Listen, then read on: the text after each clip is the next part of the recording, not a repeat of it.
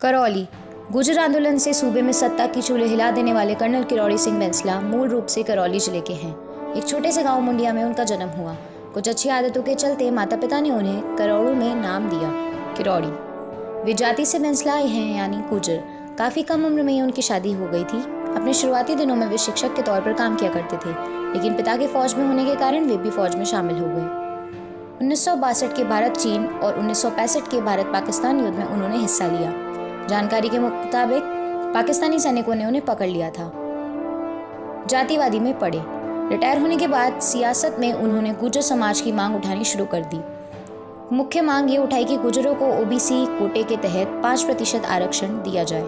इनकी घोषणा करने के बाद सरकार ने जैसे तैसे गुर्जरों के विरोध को शांत किया, किंतु कोर्ट ने बाद में फैसले पर रोक लगवा दी। उन पर जातिवाद को बढ़ावा देने के आरोप लगते रहे। सोने से तोल देंगे वसुंधरा और बैंसला। जब 2015 में सूबे की भाजपा सरकार से किरोड़ी की सहमति बनी तो पार्टी के एक ही नेता ने अपनी ही सरकार की मंशा पर सवालिया निशान लगाते हुए सरकार को कटघरे में खड़ा कर डाला। भाजपा नेता रामवीर सिंह फिदूड़ी ने कहा कि सरकार गुर्जरों को मूर्ख बना रही है। बैंसला ने एक सवाल के जवाब में कहा था, एक विचारक के बतौर अब्राहम लिंकन मेरे आदर्श हैं। मुगल शासक बाबर से भी प्रभावित हूँ। जुलाई 2018 में उन्होंने फिर सरकार के विरुद्ध आंदोलन की चेतावनी दी और गुर्जरों को इसके लिए तैयार करने में लग गए।